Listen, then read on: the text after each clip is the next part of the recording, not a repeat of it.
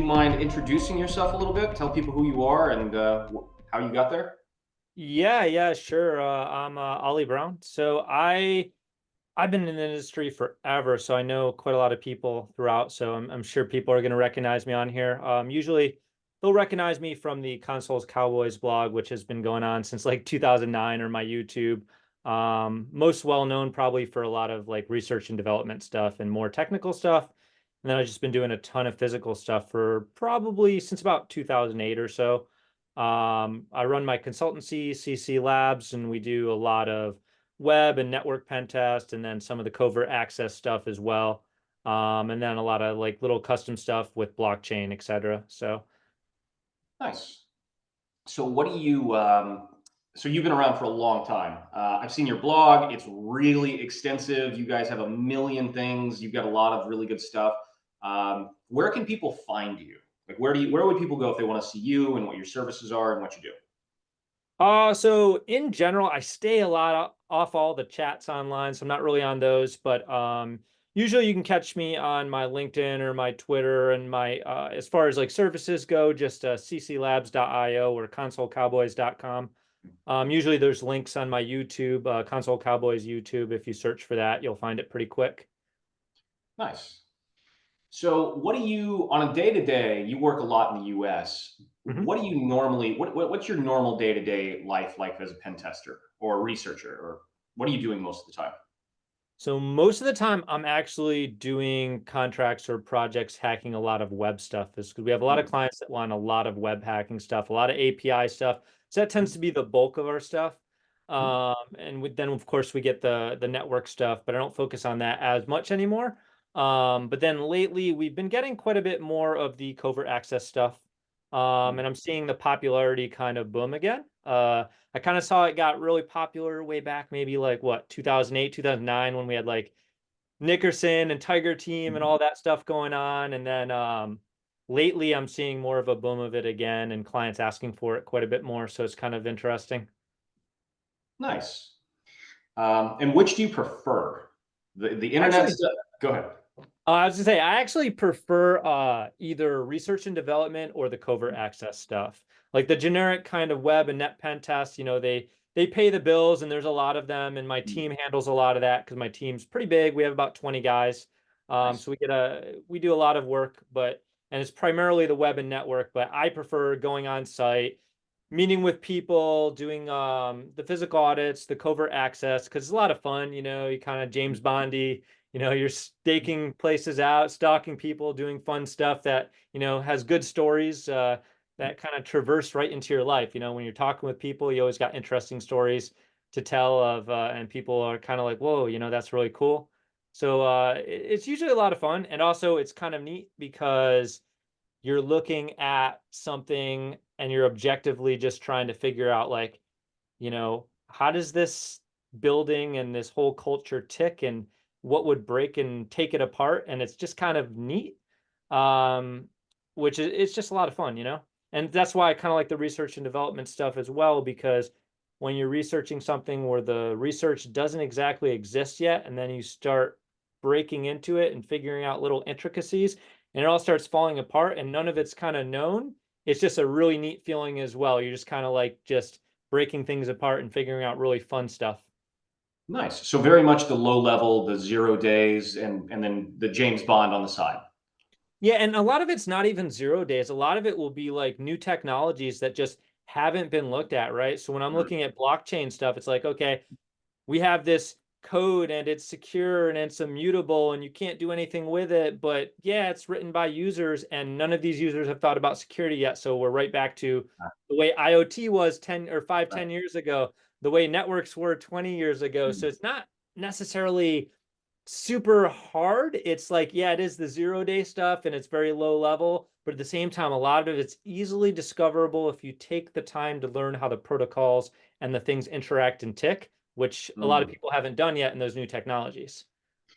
You know what? Honestly, that's a really good point. I don't deal with a lot of blockchain stuff from an offensive security side, so it's actually really fascinating to hear somebody who actually does that a lot. Because you're probably right. I mean, now that I think about it, any new technology is probably that way, where you're Yeah, if focused you more think on like, about it. yeah, focus more on like, can we do this rather than can we do it securely. Yeah. I mean, think about it. I can, or you, even you, if I taught you how to, if you know how to code already a little bit, just a little bit of scripting, you can Sure. code yourself a bank in Ethereum in 5 minutes. And you literally have a working bank. You get a front end developer to make you just a quick and dirty kind of interface to that. And now you're running a fully functioning bank in, what, a day. And what kind of vulnerabilities exist in there? Probably a lot, Wow. Is but it's that very is powerful. Well, yeah, of course it is. Like, is that honestly? I mean, my knowledge on the crypto sphere is definitely not where yours is. So, is that something that you see a lot? Like just random guys, like Bob Smith, like spinning up a bank for Oh crypto? yeah, yeah. So if you look at like just a coinmarketcap.com where they show like how many current projects there are, Hmm. people make their own tokens daily. They'll like make the Oh, Brian coin and they'll try to sell it because if they pump up the price, they can make a whole ton of money. They can rug pull it all out, take all the money with them of the liquidity that's in the system, and now they've just made, millions of dollars and the thing falls flat. But that thing's also highly vulnerable because they don't know what they're doing when they're coding that. They don't know the coding, like the coin standards and like the ERC20 standards and the proper ways to secure all of those things. They just grab a template from a GitHub, they put it out there, and they just change their name on it and add a couple little features they kind of put together and done. okay. So I actually had no until you mentioned it. I had no idea this was even a thing. So this is actually Oh really yeah. fascinating. Oh yeah. Um, That's actually really interesting. So what is the legality, if any, is of like spinning up your own bank, and what happens if you actually find it? Like, so if you were as a pen tester, if you come Yep. across a random Bob Smith's bank on the internet, the crypto spot, and you find a vulnerability and you take that money, is it even like what's the legality of all that? I don't know exactly the legality, but I know there was a thing in Ethereum called like code is law or something to that nature, where if you can do what you can do with that code, then Hmm. it's a legitimate use case. It was some ridiculous thing I heard back in the day. Okay, So it, it's kind of it's kind of sketchy, to be honest with you. And sure. if you come across a lot of those, it's pretty easy to find vulnerabilities in those pieces of code and people who don't know how to code it because there's so many gotchas in the language. It's Sure. kind of like writing with C, where like you can write awesome programs in C and C++, but there's a lot of gotchas, and if you don't use the proper functions, you're using like old functions that are vulnerable, you're done. And they've done a lot to make the code more robust and as the versions go up to protect you from certain attack vectors, but it's still super easy to like put a piece of code out there that Hmm. you end up like calling it, doing some kind of recursive loop that keeps draining the money out of the account and never gets to the actual check of like how much you should be taking out type of stuff, which would be Right. called reentrancy, or those overflows in the code that are just they're not checking the values, and they it just comes to a point where it's like, oh, I'm going to take out, $10 worth of crypto, but then I overflow it and it's Hmm. a lot more. Or I underflow it. Like I'm going to take out $1 million, but my number underflows the check. So it looks like I'm lower, something like that. And next Right. thing you know, the check checked one value, the other one, the value took out is billions of dollars, and it drains the contract of money and your account and everything's gone. So it's like, there's a lot of implications with it and the law around it. Like, I'm sure if it was a big project, they'd Right. probably prosecute, but these little projects that are just kind of janky, nobody's probably going to care.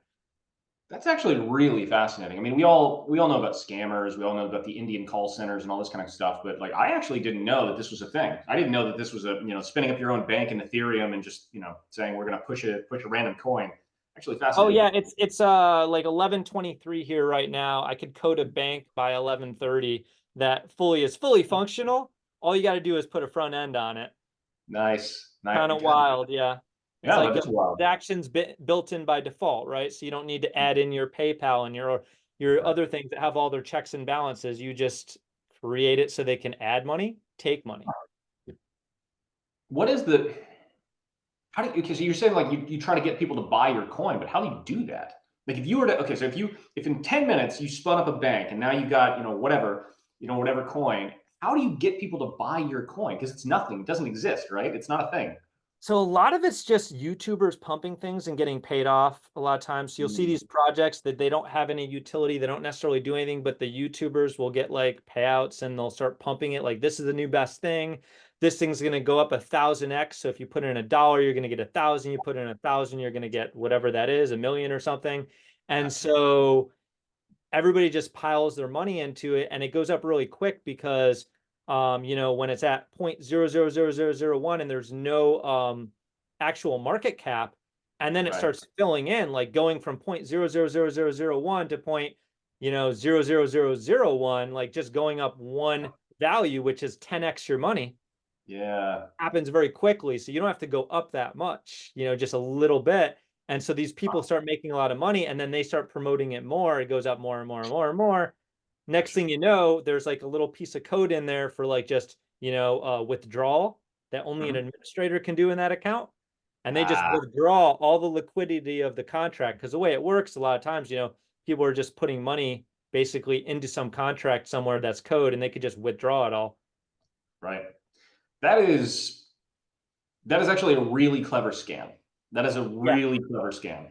It's quite interesting. So I don't technically usually do those on contract, but there's a lot of just the research and development stuff that I've done over the years with Console Cowboys. I actually have a full course for that, 2020, which is still 100% valid, that people use actually, I've heard, to train up their staff for doing audits, which is kind of interesting because I never knew that and Yeah. found out Wait, one day. I was like, oh, wait. So tell me about the course. Is it like is your course like well? Like, tell me what you would learn in that course because it's interesting. so in that course, you basically would start out where you would learn how to quickly code up a little bank and how Mhm, to understand a little basics of the code.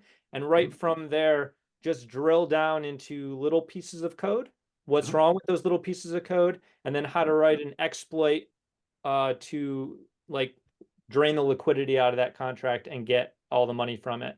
So like how to uh-huh, write, here's and also looking at vulnerabilities in the wild, like, okay, here's how this contract in this big news article was mm, hacked. Go to the GitHub, grab a little piece of code, write a little something around it so it works, and then exploit it. So that way you're learning how to actually exploit all the vulnerabilities. That's something I did like years ago, just because it was like as I was doing the research, I'm like, people know about this if you're in the know, but nobody knows how to actually do it. So I just kind of wrote a course as I was teaching myself. I was teaching others kind of thing. Honestly, that sounds really interesting. I think that we should probably put like a legal disclaimer that anybody who listens to this and takes your course and learns how to spin up banks, it's not on him and it's not on me. But Yeah, yeah. I've actually gotten it's funny, I got messages recently even where people were like, I got this like huge bug bounty just from watching your course. I'm like, that's awesome. Like not really nice. what I was trying to do. I was just kind of putting my research out there, but it became like a thing, which is fun, you know? It's definitely fun.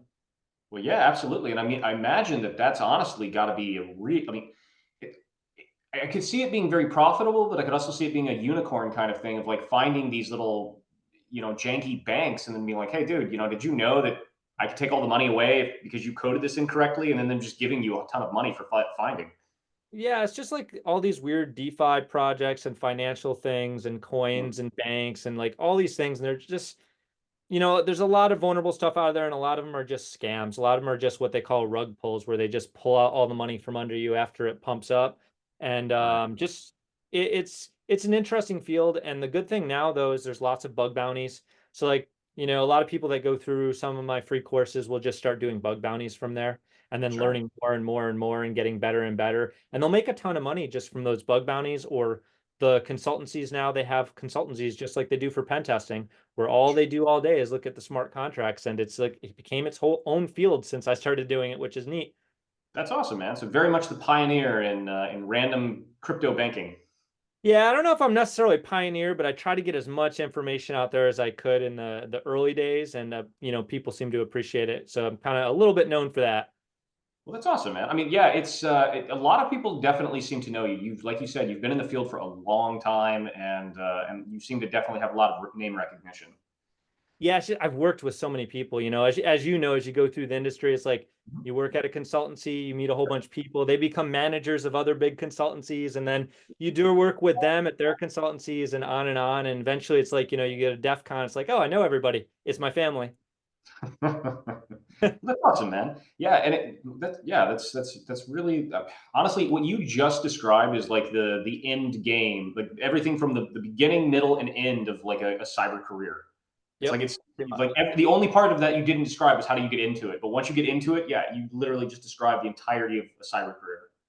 Yeah, and getting into it is not even that hard. And this is something I try to explain to people a lot, Mm, is that it's really just what are you interested in? Spend a whole bunch of time getting good on it, sure. and people will start coming to you for help on it, and then you're doing that thing. All right. So given that, I'm going to ask you a really provocative question.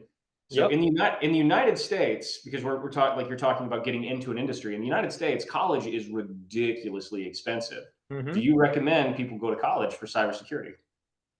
I do not. And I used to be a Mm, big advocate because when I was coming up, college, if you didn't have a degree, you didn't get a job sure. because getting a pen testing job was like two or three companies out there anyway.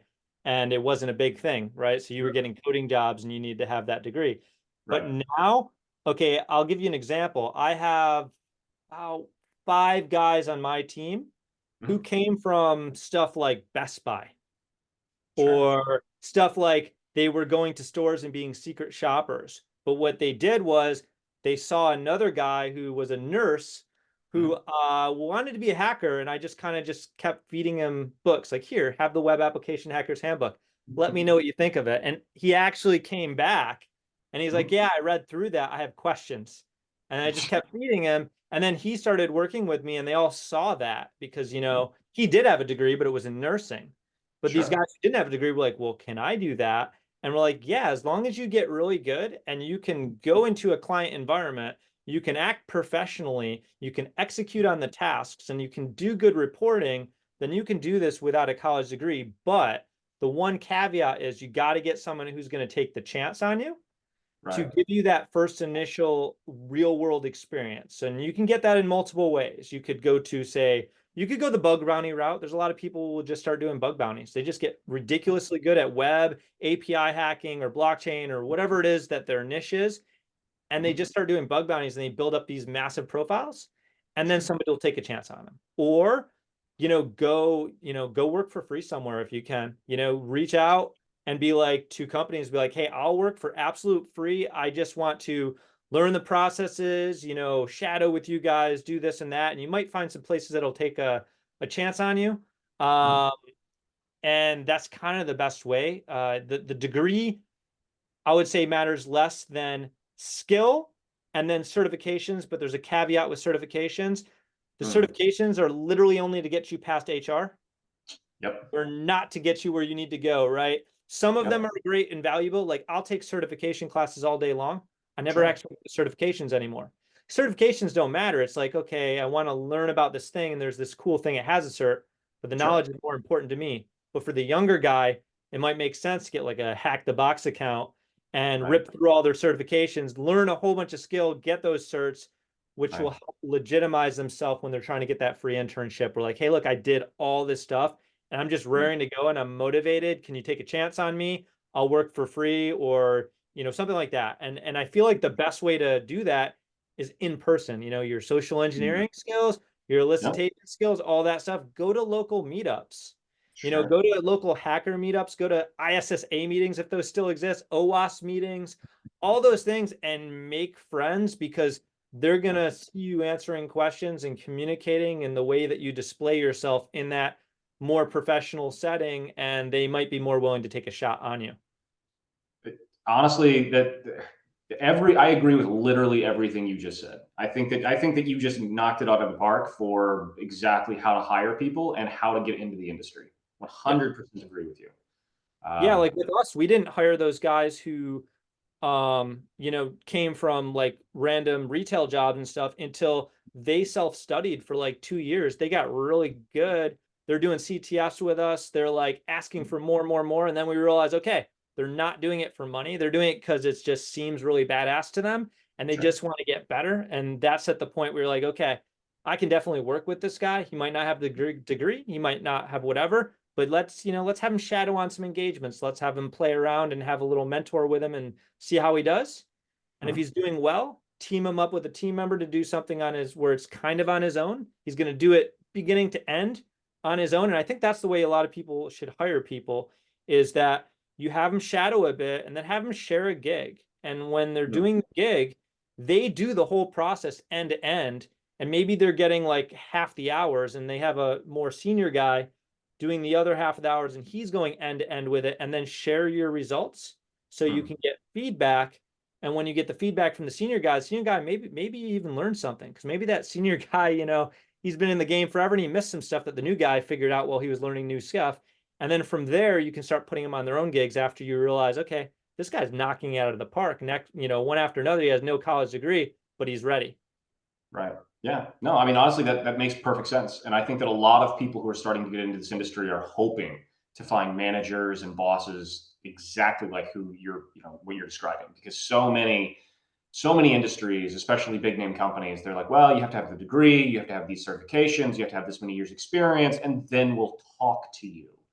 So Yep. yeah, I think that a lot of people are probably like really hoping to find bosses and managers who literally who hire people based or take chances on people. So And that's that's why awesome. I think the in person is the most important, because like the social engineering, the elicitation, you're not trying to manipulate anybody, but you're building a rapport with people who are already in the industry, and you're Yep. looking up to them as not you're asking them to be your mentor, but like, sharing your experiences and asking them how they got through, and just Sure. building up friends that you keep in contact with that you can reach out to. And they might have a job or something might pop up in their company and they'll reach right out to you. I've had that happen many times where I'll go to DEF CON. I'll meet up with a whole bunch of people. We just talked a whole bunch of tech. There was no talks of jobs. You get home and you get that email. Like, Sure. hey, I want you to come work with me because you're a real cool person and we vibed really well and you seem to know what you're talking about. So I think that's really just important. No, you're yes. Again, you're 100% spot on. Like that networking, that communication is really, really important. And I think that we've gotten out of hackers used to have this vibe where they were nerds, introverts, they couldn't talk to people, they're sitting in their Mhm. mom's basement kind of thing. But I definitely think we're far away from that. And but you like you said, like you have to have those soft skills. You have to be able to go out and talk to people and network and meet and interact. Like you can't just hide in your basement and code. I mean, you Yep. can, you could if you're really, really good, but I mean, it's going to be harder. Yep. Yeah. But if you do just hide in your basement and code, I need you to create a GitHub. I need you to start Yep. sharing your code. I need you to start making videos about your technical stuff and just Yep. work your way into being social and displaying what you can do. Otherwise, nobody knows about it. Yep. That's exactly, You yeah, know? 100%, 100%.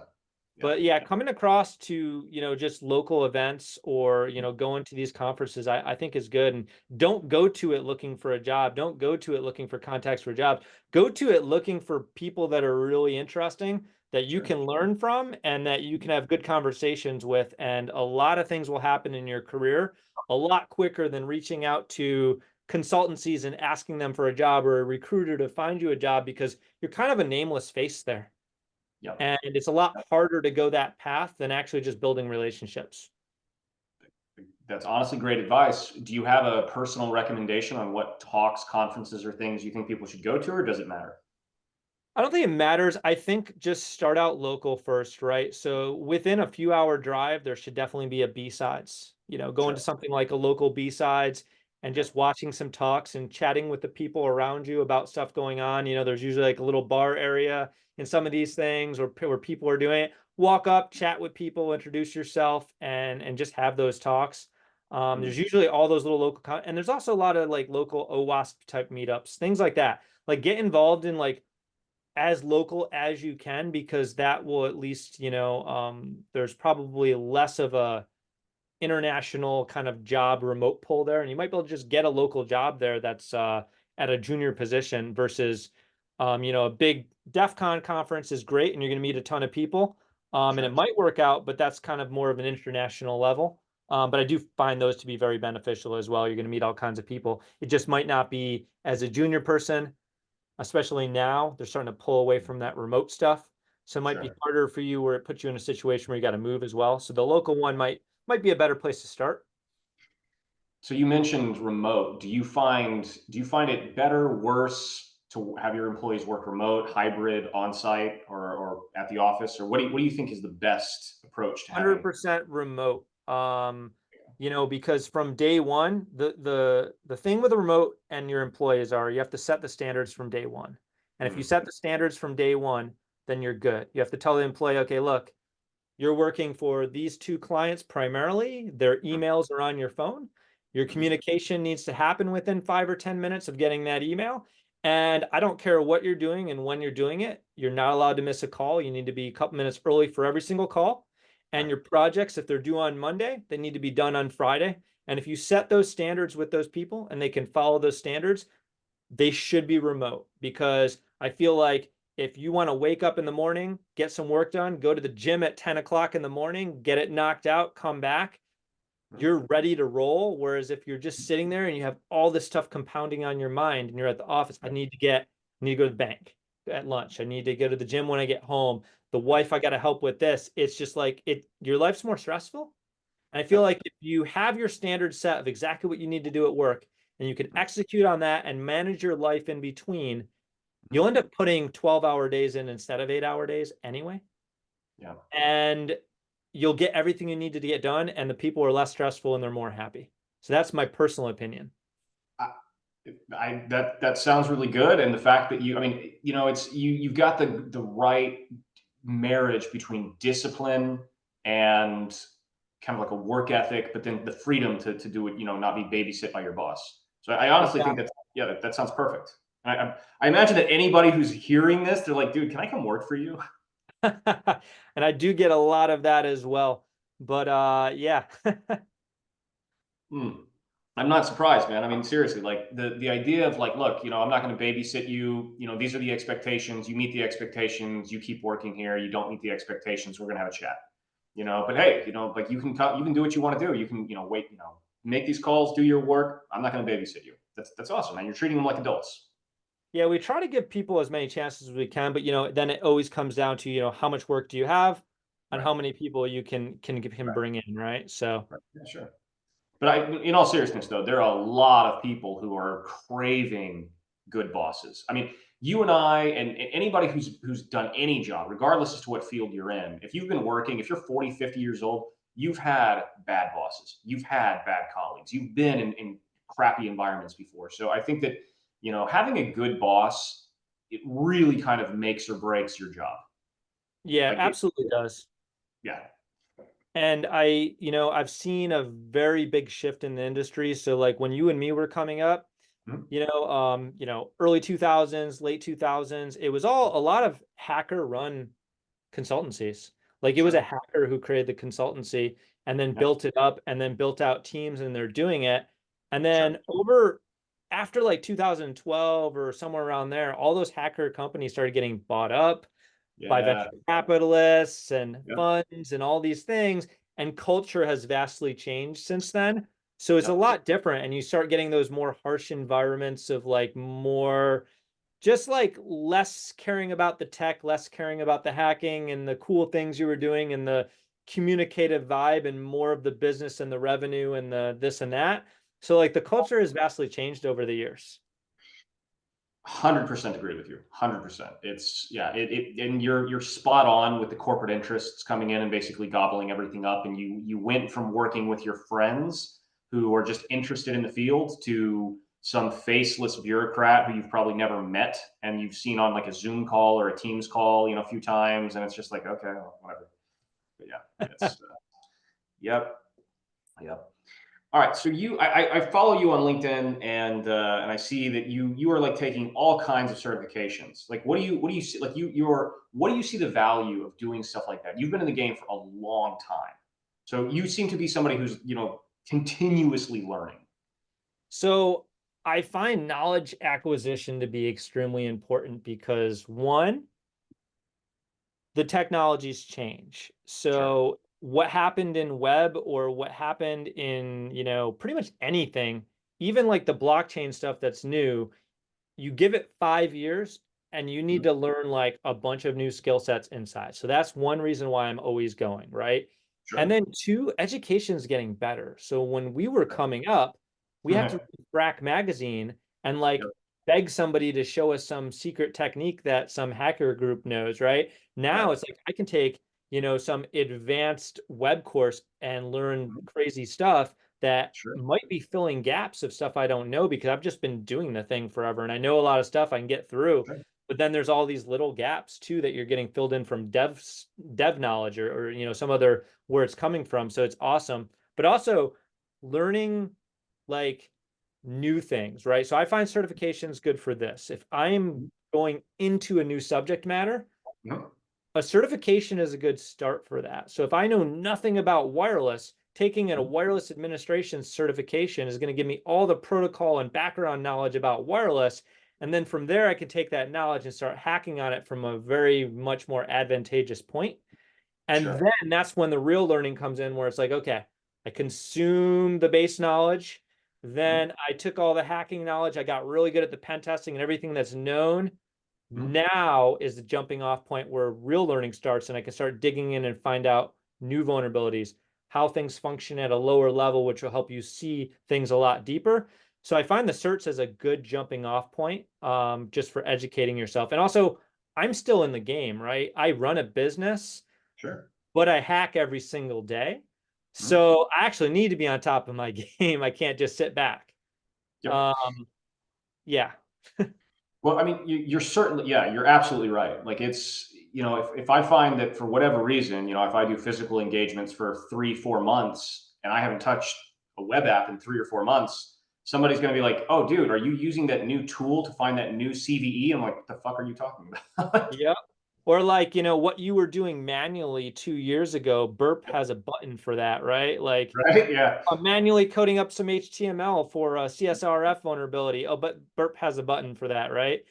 So like, or like the tools, that you're using when a new technology comes out, then get integrated into a plugin that automates it all for you, right? Yeah. It's funny. Back when I was at NCC Group, I had somebody that I had hired. Um, to tell me, he's like, "Hey, you do know that because I'm working on like a proof of concept for a core's misconfiguration." And they're like, "Did you know that Burp can do that now, right?" I was like, "Sorry, what?" And it's like, "Oh, Exactly. it'll just do it for you." And I was like, "Oh, great, that's new, that's great." So it's like, yeah, Exactly. yeah, it is funny how fast that moves. And what is your take on how you think AI is going to speed up or affect like how this all goes? So I'm not a huge AI person, but I've been using it a little bit. Okay. And I think it's really beneficial for one, as a learning tool, right? So if I'm Mhm. like, I put out a video a couple weeks ago on using AI workflows for reverse engineering and writing, keygen code for you. And I Sure. find it good for stuff like that. It's like, okay, I'm learning reverse engineering. I'm Mhm. going through and I try to understand what is this assembly doing. I Mhm. kind of got a little gist of it, but then there's some weird algorithm going on with all these shifts and all these crazy things. I have no clue Mhm. what's going on. Let me paste that into AI and be like, hey, AI, can you give me a high level overview of what this piece of code is doing? And it'll kind of go line by line or tell you this is a malware algorithm that seems to be obfuscating and doing this, that, and the other thing. And Right. then you can ask it, hey, can you simplify this code down for me and put it in Mm. Python? And then you can look at it at even more high level and kind of understand, then look back at that code and be like, oh, yeah, okay, I get it. And then utilizing it to do stuff like, I don't want it to code a web app for me, but if Mhm. I'm beating my head at like, why am I getting this error? Throw the Mhm. code and be like, hey, I'm getting this specific error with this code. Do you know what's going on? It'll sometimes spit out that error and you'll save 2, 3 hours of debugging, right? So Yeah. from a program like a standpoint of like just getting things done, I Mhm. think it can expedite your development process. I think it can expedite your learning process Mm. and really get you going. Now, I'm not one of those big advocates like some people are of like AI everything. AI is Right. going to solve all our problems. AI is going to manage our security infrastructure. Right. Maybe that's the case in the future, but Mm. I am a big advocate of using it to learn, using it Mhm. to help you save a ton of time where it's usable. It's fantastic for that. Yeah, I mean there's a lot of people who agree with you. A lot of people who agree with that statement. It is interesting to see just the sheer. I mean, the internet has kind of become what the internet was in the 90s, where with AI, with everything it can do, it's all new. Blockchain and cryptocurrencies and AI, like all of this is, what, 5, 10 years old. So yeah, Hmm. it is interesting. Yeah, it's a try, and it can do quite powerful things too. Like I've asked it stuff before, like, hey, I have this binary that I'm reversing, and can you write me code that will reverse back from this function all the way through to the beginning of this program where it's being used everywhere and how all this stuff, and like really get it to write you code where you can find vulnerabilities very quickly in assembly, which is kind of neat as well. Sure. And it'll write you out like a binary ninja script or something where you can just automate stuff within binary ninja, and just a couple tweaks there, and it's like, okay, cool, now I can really get a good visual of like where all these vulnerable functions are being used in this program, and like how they're being used, and then just start tossing, okay, this is where it's being used based on the plugin that you wrote me. Mm, Do you see anything wrong with this code or how this user input's being used? And you can, it sure. really can speed up processes of vulnerability discovery. But I don't feel like you should just use it for automate this thing for me and find all the things. Because there's going to be a lot I more cost. 100% agree. Yeah, that honestly, any automated tool, whether it's Burp, Nessus, anything, I never trust it. I don't think it's a good idea to just be like, well, Exactly. Nessus And that's says a you're, perfect example because, yeah, right, you run Burp as a new web guy and you're like, oh, well, this application looks really, really good. right, But then as soon as you look at the business logic of the application, you're like, oh, but wait, I can execute all of these administrative functions by directly calling them from a right, user who's not an administrator. And it's like, well, yeah, yeah, yeah, right. And then maybe AI can help you there too, right? You can be like, okay, here's my source code for this thing. Do you mm, see any places where authorization is not being enabled or checked, right? And that's yeah. another check you can do with AI, but automating the whole process beginning to end, I think is a bad idea.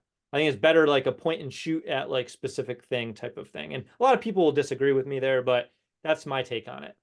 I think that I think that actually a lot of people would agree with you. A lot. Let me say it this way: I think that a lot of people who've never done what you do would disagree with you because they probably think that AI can do everything. Like, Hmm. oh, I saw that just the other day Elon Musk unveiled some like bipedal robot thing, and people who Okay. never use those, yeah, people who never use those robots are like, it's going to wash my dishes and it's going to go get groceries for me and it's going to do all these things.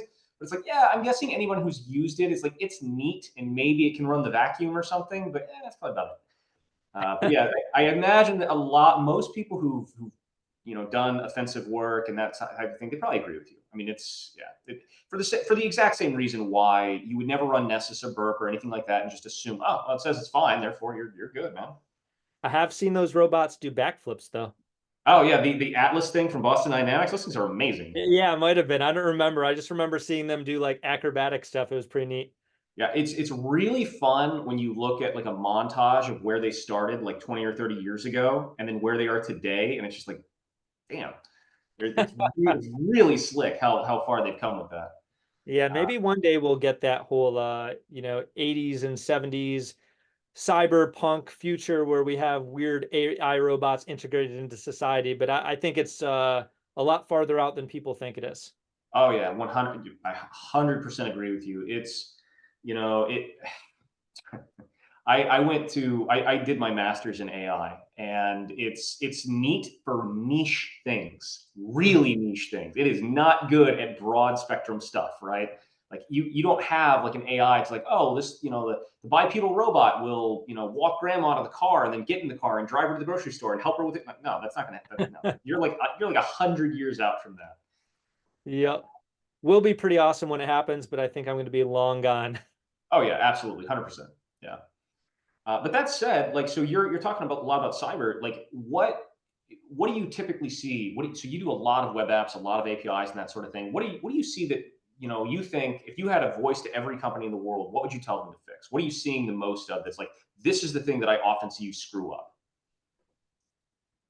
Stop focusing completely on like just OWASP top 10 and Mm, start thinking more like what your web app is doing and how it's functioning. Because a lot of the times, most of the vulnerabilities I get, I'll look at a previous pen test report from another company. I'm like, oh, sure. this thing looks really, really clean. And I'll start going through and, there's no injections. It's handling all its encoding properly for this, that, and the other thing. Everything looks great. And then you just start looking at the functionality and the authorization and all of those things.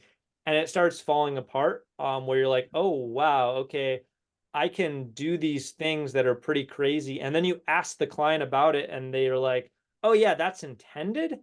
And I'm Yeah. like, that's not good. That's not intended. So thinking about your web application from an actual security perspective of how an attacker would use it and less about how to secure it for OWASP, Sure. No, yeah, that's right? Because if your pretty. application executes command shells on your Windows environment and your server's running as administrator, and I can create cron job or not cron jobs, but like runtime things in Windows, Mhm. but it's intended for the user, that's great and all, but you need to now think about how to secure that functionality. It Right. doesn't matter that I can't SQL inject it or cross-site script it or web app vulnerability attack it in the standard sense. It matters that your actual functionality is a vulnerability. That's really good advice. And anybody who's listening to this who owns a company, please take that advice to heart because he's not wrong. Um, It's not like I see this everywhere, but I come across it enough. yeah, sure, of course. Yeah, I 100% agree. Do you think, therefore, that like the OWASP top 10 should be revised? Not really, because I think it would be really hard to revise against this. It's more like common sense things like, why are you doing that? So the Like, I mean, there is stuff like authorization in the OWASP top 10 or like, the IDORs, direct object reference, stuff like that. right, It's in there and people will right, look for stuff, but then they sometimes forget to look at the actual functionality, how the web app works. Like the first thing you should always do in a web app is right, go through it and use it exactly the way a user would use it exactly the way an administrator would use it, and then right, just think about how you would use it and leverage right, that functionality. And I think that is lost in a lot of people when they're focused on this vulnerability class I learned in this module of this class, this vulnerability class I learned in this next module. I went right, through all the modules, I went through my checklist, and after my right. checklist was done, all the points of vulnerabilities in web applications are covered, but I Mhm. never used it for how it was actually functioning, and so I Right. missed some things. Yeah, that's really good advice. Very, very good advice. Yeah, And that's yeah, typically why, year after, a web app's been tested 5 years in a row, and then it's like you drop a whole bunch of high-level vulnerabilities, and they're like, oh crap, where did you find those? Nobody's found those. It's like, I just used the application as normal. It was nothing crazy. It was just logic. yeah, yeah. I'm not like a super in-depth ninja finding the most intricate 0-day vulnerability. It's more just like, I use my brain a little bit and this is what Right. happened. Honestly, it's what was that famous saying that 99% of discovery is not eureka, but that's interesting. Exactly. Yeah, Exactly. 100%. yeah, And it yeah, happens all the time where you look at something and you're like, huh. yep, yep. So you're talking about some cybersecurity stuff, but I know that you've been doing a lot of on LinkedIn. You've been telling everybody that you've been, knocking physical security stuff out of the park. You've been doing Oh, tons of yeah. engagements and stuff. What type of stupid stuff do you see during the physical engagements? So in the US, I don't know if it's internationally, but like, we're still using just terrible technology for all of our RFID reader stuff. Mm, That's that I'm seeing the biggest thing. Like you'll be profiling, doing, remote recon mhm. on these facilities with Google, and you're just looking at HID readers. And you're Yeah, just looking at something and you're like, okay, when I get there, I mhm. know this thing's blatantly vulnerable. And so, I could just put up my own reader and post a little social engineering sign asking them to please scan both badge readers. And because we still have a social problem with people who want to be helpful mixed Right. with bad technology, bad things happen, right? Yep. And it's not the technology's fault. It's not the person's fault. It's a combination of.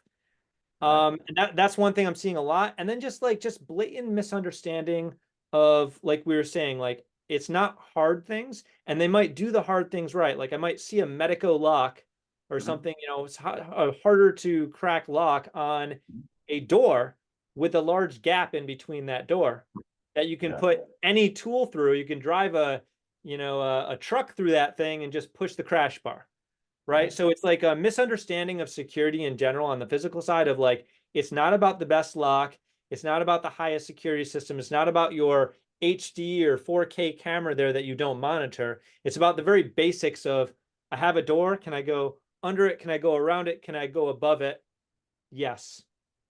And then like, am I using a technology that isn't just blatantly unencrypted? Again, same as the network, right? Using, Right. your FTP and your telnet is the same thing as using your low frequency unencrypted protocols.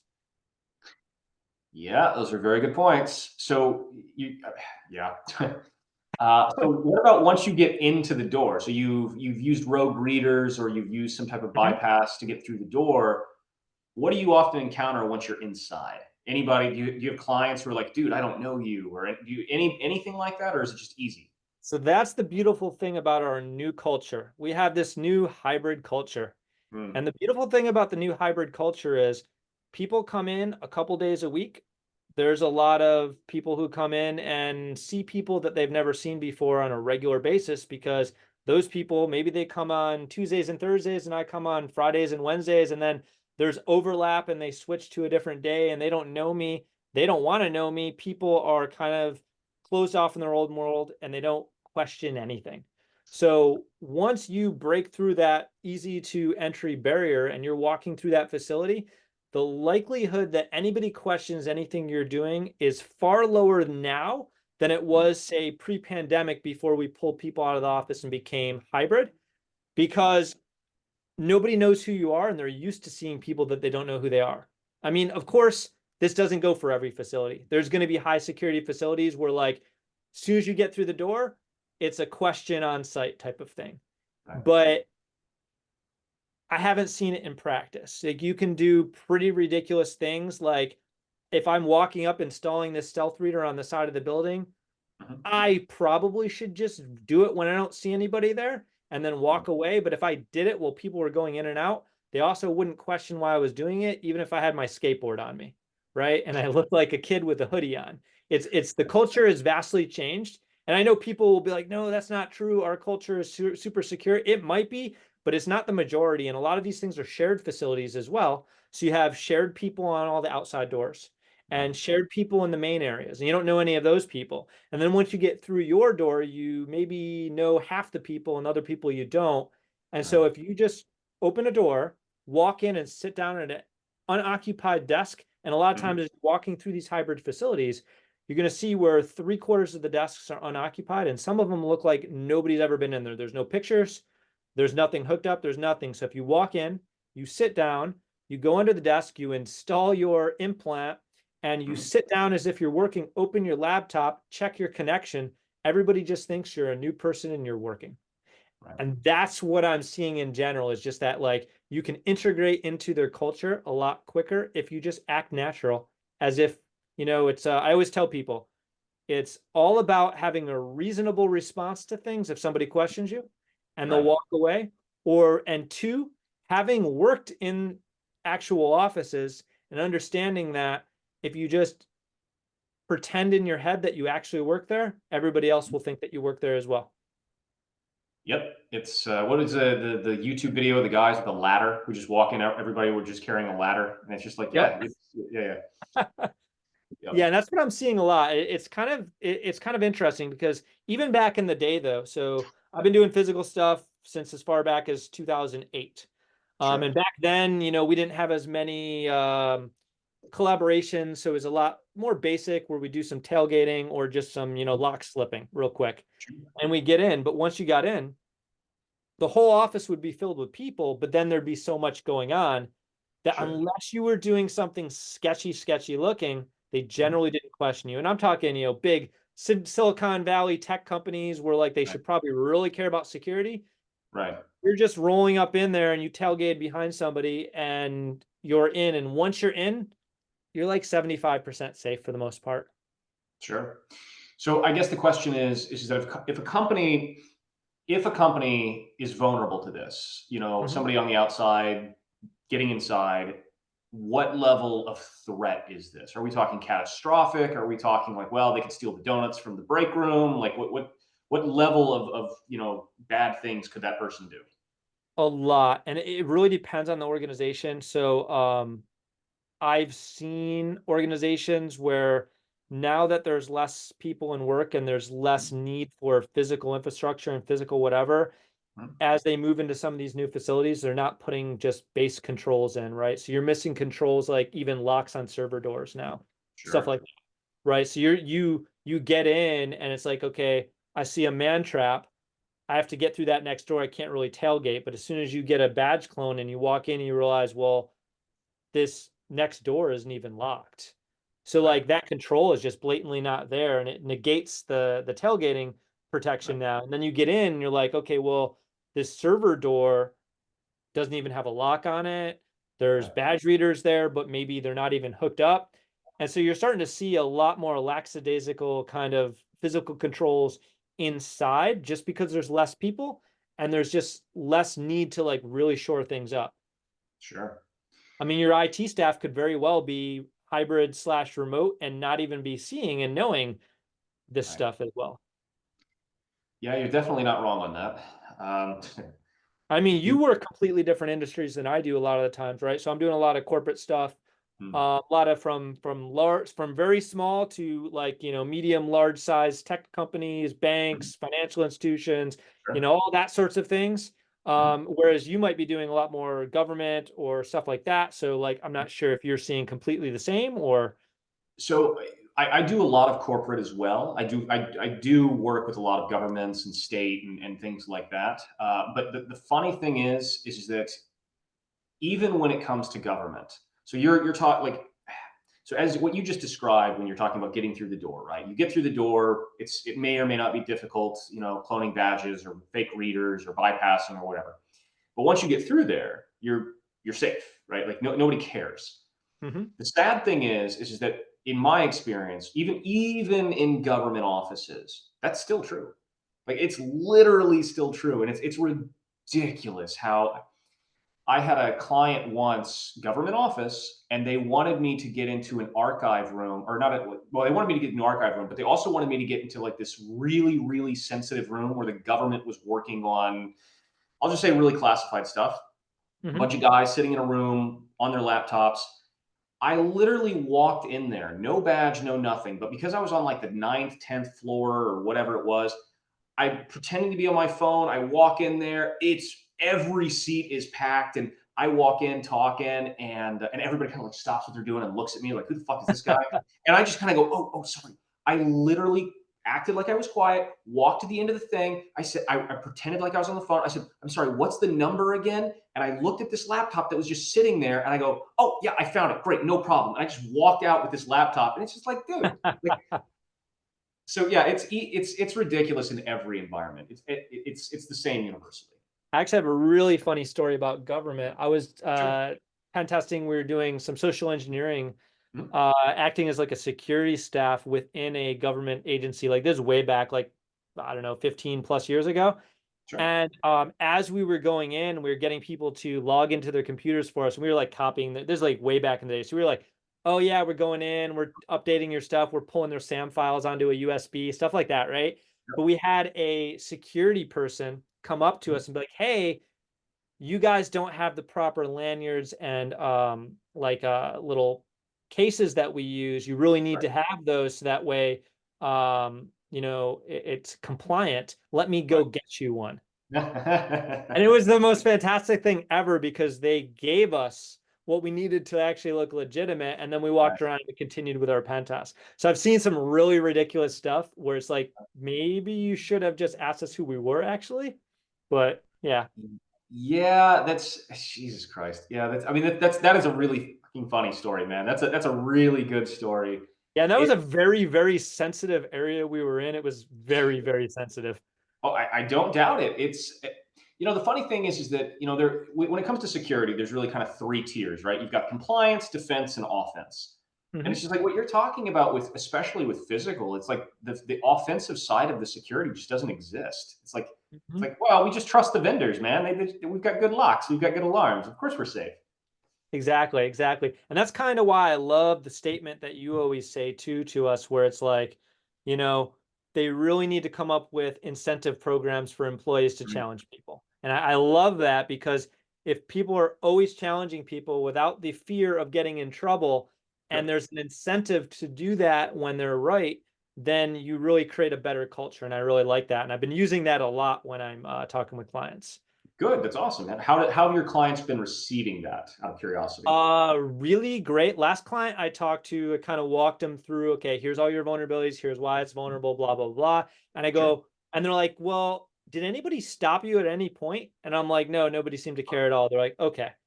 And I'm like, and so I told them what you told me. I'm like, yeah, you guys should really just think about having some incentive program for them challenging people that they don't know, and fostering a culture of, security, but where they can benefit, where, they get that PTO day or whatever from it. Sure. And the guy's like, that's an amazing idea, because we do quarterly audits where we're walking around and none of these people know us. And I'm like, that's perfect. Integrate that incentive program into that. And if any of them question you during that time, they're going to get whatever incentive you decide is justified, but make sure it's, you know, defined and actionable. And, hopefully next time I come in here, they're going to Right. question me first as well, because I shouldn't be in here. And obviously somebody who's malicious. Yep. That's yes. I honestly I believe that that is one of the best things that organizations can do for to increase Absolutely. security. It's Yeah, when I heard you say that, I was like, yeah, that is just golden, because again, nobody questions. Like, if I'm walking up with my skateboard and my hoodie on because I just am bold enough to do so, and I'm right. installing something on your door, Right. you should certainly be like, who are you? What are you doing?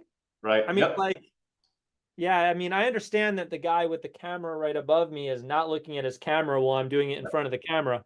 But Right. like, you physically watching me do it should definitely be like, hey, at least oh, what are you doing? Oh, I'm Right. in, I give them some line of BS, and they Right. go inside if they don't want to confront me because I'm on the street and maybe it's a little uncomfortable, but they go right inside and go to security. Hey, should somebody be installing something out there? There's a guy with a Right. skateboard Yep. installing something on our door. That Yep. should be a thing.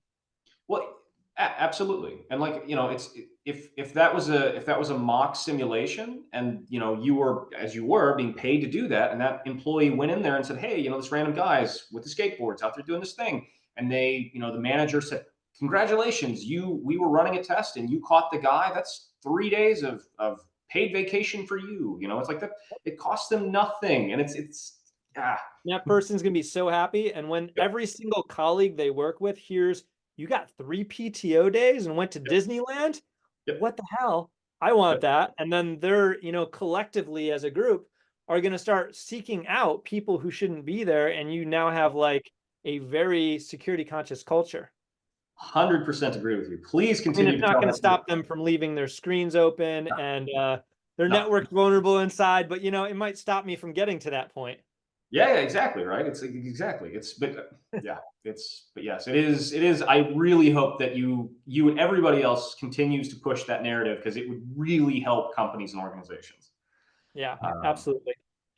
out of curiosity, I know a lot of people want to get into physical security, and probably the one of the hardest things to do is get clients who are willing to pay for it. So how are you getting clients to be like, hey, you should come in and try to break into our bank or our wherever? Like, how are you making that sale? So honestly, on my end, I'm doing a lot of subcontracting at times when I get those. So I Okay. won't even have to worry about the sales Okay. process.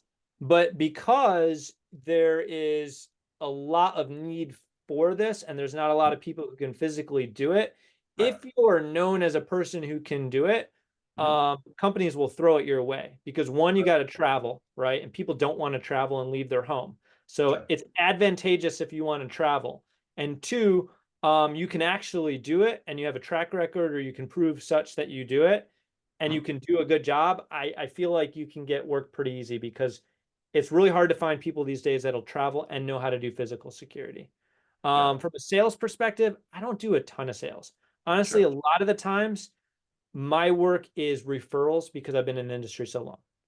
So people will just refer to me. And Mhm. then also a lot of subcontract stuff where like large organizations, they know who I am, or they know that I run a team, and they'll get referred to me and we'll build relationships with them. So, and I love that. I I definitely encourage those companies to reach out because we have a team that'll help them do that. And the more places that I do that with, the more people I can employ, get out from, because I like lately been trying to get people who are unemployed working. So like getting Sure. those people jobs and then putting those people out there. So I do that. So a lot of that comes right back to going to those conferences and making those relationships and making it known. Oh yeah, I do a lot of physical security stuff with a lot of places, and having those conversations of war stories with people and them getting a good, comfortable feeling that you can do it, you can execute on it, and they have a need for it, whether it's a person who's a manager at a large consultancy that you can sub to, or whether it's people who work at large organizations. And in your case, in Europe, you have all those new CER Yep. regulations, and they're going to have to do it. And now it's Yep. put on their plate. It's like, oh, wait, we have to do that. I was talking to this guy last week at our local security meeting chapter, and he does this stuff all the time. Let's Right. reach out to him. So, like, I do a lot less cold stuff and a Mhm. lot of very warm stuff. So really, it's just when they come out and reach out to me, it's just explaining the process to them, explaining the benefit to them, and Right. then being able to execute on it, having them feel comfortable with you being able to do that. Yeah, that's a really really yeah I really that's honestly that's a lot of my experience as well, just referrals and such. But if you were to one thing that I get a lot from clients, especially in like the Nordic region of Europe, is they will tell me, yeah, we know that our physical security is crap, but nothing bad has ever happened, so we Mhm. don't care. What would you tell the client in that situation? So from that, I would tell them, well, I mean, you're putting all of this emphasis on your, cybersecurity, Mhm. and your infrastructure is strong and nobody can get in. But if you know that your physical security is crap and that I Mhm. can walk right in, then Mhm. I bypassed the $1 million you spent on defenses this year, and I still was able to execute on Yep. what it is you were fearful of happening. Right. So think about like the worst thing that can happen in your life. You got a call at 2 a.m. Mhm. What is that bad thing that can happen? Because I'm going to be entering your facility at 2 a.m. as a Sure. criminal and executing on that. And your firewall is not stopping me, and neither Right. is anything that you're doing because number one, nobody's monitoring your cameras. You already told me that. Yep. Your security is non existent on your physical. And I'm sitting at your server room that doesn't even have a lock on it. And I'm Yep. installing God knows what. Maybe I'm installing a ransomware that just Right. encrypted everything, and you wake up tomorrow and you can't execute anything on your business, and your, you know, net income or gross income for the next month is non-existent because you can't access any files, any data, anything. Is that a Right. concern to you? Because you just told me that I can walk into your facility. Yep. And that is the net, like the end result of what's going to happen Right. if I'm able to get in. So at the very least, we should probably walk through your facility and perform an audit, which is a Right. little less time intensive, and really just get all of those low hanging fruit and blatantly vulnerable things out. So maybe you're not stupidly insecure, but at least they have to put in some effort. And Yep. then if you so choose in the future, Mm. and you want to get that tested to see what else we can do from Mhm. social engineering to bypassing those stronger controls, or to make sure that those stronger controls were not turned off after you put them in because you have Right. 20 satellite offices and you can't monitor all of that. So Yep. they might be turning off those controls because maybe as they went through that man trap, they realized that secondary door was problematic to them doing deliveries or whatnot. Did they turn those things off? You don't know, and then you're vulnerable again. So from that perspective, it's a really good idea to test that physical security because I'm going to do all the bad things you're protecting right now and you're fearful of. Yeah, that's a really good point. It's a really good pitch. I've given really similar pitches to that. When it comes to physical security, just out of curiosity, what would you say if you could only bring one tool with you? What would you bring? Probably a like shim traveler's hook type of thing. Yeah. Like something like that, because honestly, I see a lot of high security doors Mhm. without dead latches engaged, and you can just, if I have my traveler's hook with me and it doesn't work, well, I still got a credit card in my wallet and I can shim it the other way. So your door is done if you didn't like properly install it, which is, I don't want to give it a percent number there, but it's pretty Sure. reasonably high that your door is not secured from the external, and definitely not once you get internal. Yeah. Yeah. If I can social engineer my way past the security door, if it is actually secured, once I Right. get in there, you're likely vulnerable everywhere else. Yep. And yeah, you're absolutely right on that one. What if anything, if you could give advice to any person who, say that somebody's listening to this podcast and they're looking to get into whether it's physical or cyber, any type of pen testing, what piece of advice would you give them? Um, my advice would be twofold, and it would be one, really, really dive into whatever your current interest is, regardless Mm, of what that is. You'll figure out how to utilize it later. So if it's coding, go mm, dive deep. If it's web, dive deep. If it's this physical access thing, mm. start playing with everything and doing audits and stuff for people and breaking into things and getting little practice logs. Just go really deep and get really good at something. I don't really care what it is. At Sure. the same time, while going out, sharing that knowledge with people, working on it with people, pulling in friends who are interested in the same thing, working on it together as a Mhm. collective, and interacting with other people doing it so it's known that you're actually learning and doing that thing, and people can watch your process, see you progress, and hopefully as you progress and get really good at that thing, and it's known that you're getting good at that thing, people will see that and it will help you get into your career. Yeah, I think that that's really good advice, man. I really, really do. And I really hope that people who are listening to this and trying to get into the field take that at heart. I think that it's probably the best advice somebody in that position could take.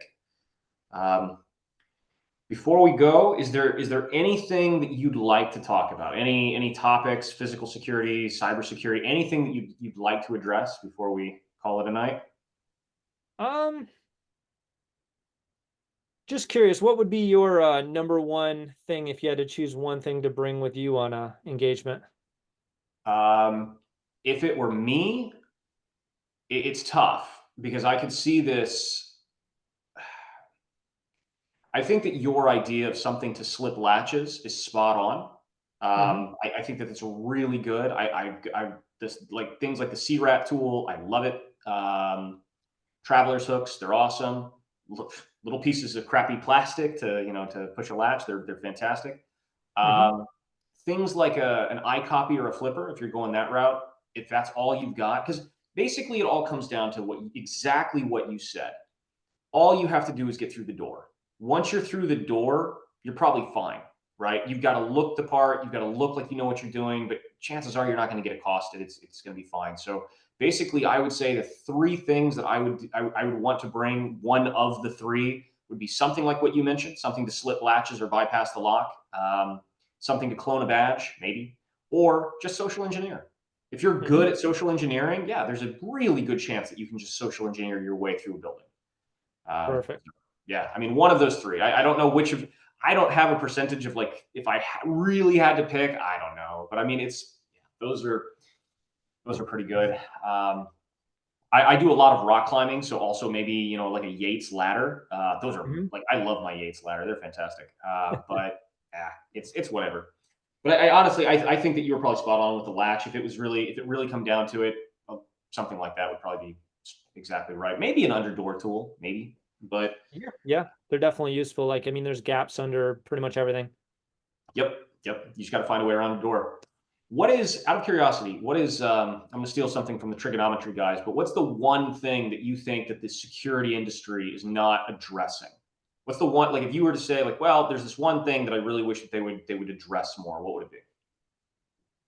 It's a good question.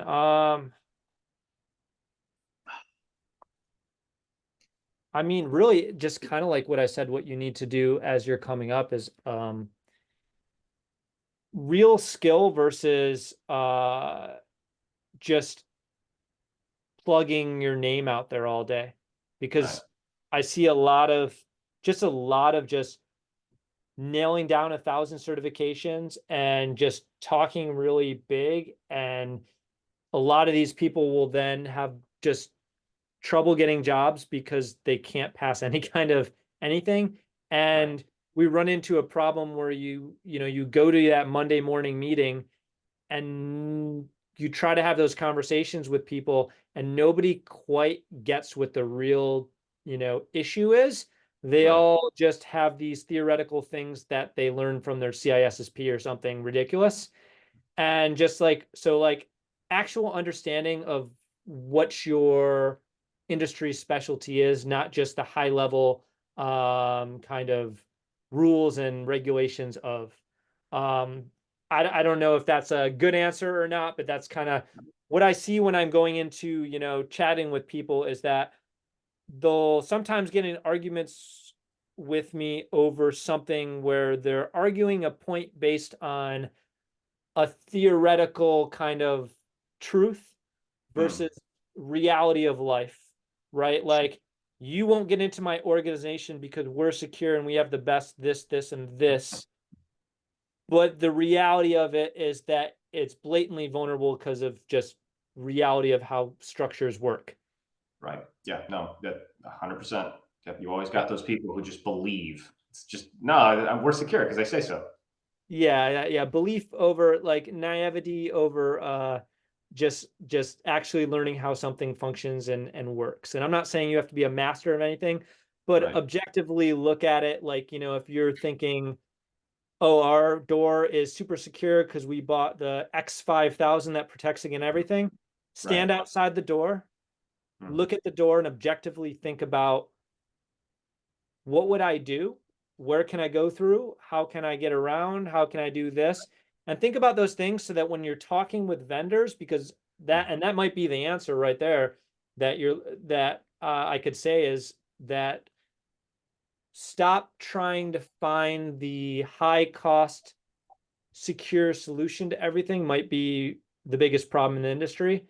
Right. And when you have that conversation with that vendor, ask the reality, logical questions. And I don't want to call anybody out, but I've had conversations with vendors before where we just start asking them just straight up logical questions, not trying to trip them up, not trying to anything. And they just don't have answers to them because the sales rep and the people, they don't actually understand the product. So you Right. might want to actually just look deeper at your products that are protecting your facilities and protecting your security and cyber and everything, Hmm. or just logically how they function and not the hype around what they can do with the new trendy buzzwords. I think that's, if I had to define it after thinking about it, that's probably what my biggest gripe would be with the industry. It's just people looking at things more objectively and not Sure. just the biggest, most high security thing and going for it. Honestly, yeah, I think that we do have a weird mindset of expensive equals quality. Hmm. But yeah, yeah, I Yeah. agree. I agree with that. I've Another seen. thing I would tell you too from I remember you asked about people getting into the industry. I will say that as of probably here 2025, if anybody in the Las Vegas or surrounding areas is looking to get into that sort of thing, I know Mhm. we will be doing some meetups with Console Cowboys Okay. for both cyber stuff and physical security stuff, depending on interests. So Nice. it would give you anybody who wants to come out and play and learn some stuff, they're more than welcome to reach out for that. That's awesome, man. That's yeah. It's like I think that you've got a really good thing going over there, and I think that I mean, from what you said at the very beginning about treating your employees like adults but having high expectations, I think that a lot of people are going to want to come work for you. So that's a pretty good pitch. Yeah, I mean, it's just, people who are interested. You don't even need to have necessarily experience as long as you're interested in the subject matter. And you want to come out and learn some stuff. We're definitely going to be doing some meetups with some of my guys who work with me, as well as anybody else that's local that are their friends that want to learn stuff, or anybody else who, is in the area and wants to learn some stuff. All right. So where can somebody find the dates and times and places to know where to come to You know meet what? you? I will add a page that will be blank right now and say coming soon on Okay. my cclabs.io or consolecowboys.com, which Okay. if you forget that, you can always find that link in the bottom of any of my YouTube videos or in my blogs. Not a problem. Just looking up Console Cowboys, and I'll put something there that, lists, dates and subject matters, or like a form to request subject matters. and that might be the best way to do it, actually. Yeah, awesome. Like, and I can attest that I mean, just very biased here, but Ollie, you're a really good guy. I like watching your tutorials. I enjoy listening to your engagements because they're fun. That picture that you showed about the rogue badge reader was like, please swipe both badges. That was hilarious. I got a really good laugh out of that. Oh Um, yeah, works like gangbusters as well. yeah, yeah. But I hope that I mean, I hope that anybody who's listening to this really consider reaching out to Ollie in 2025 or before. Because, yeah, I think that you enjoy working with him. Yeah, I'll be back out there full time in about a month or so, and then I'm going to be setting some stuff up and hopefully trying to get more collaborative. Like I said, coming to local things Sure. and learning from people and collaborating with people and bringing something to the table, I think is the best way forward in the current Mm, like kind of separated industry we live in right now, where it's mostly big companies taking over everything. right. Bringing that hacking culture back and those old hacker spaces and people collaborating, I think is a great thing from a social skill standpoint to just a building up relationships standpoint. I 100% agree with you. I really hope that you're successful at it, man, because I'd really like to see that return too. Yeah, man. Well, I mean, it's great talking with you on here.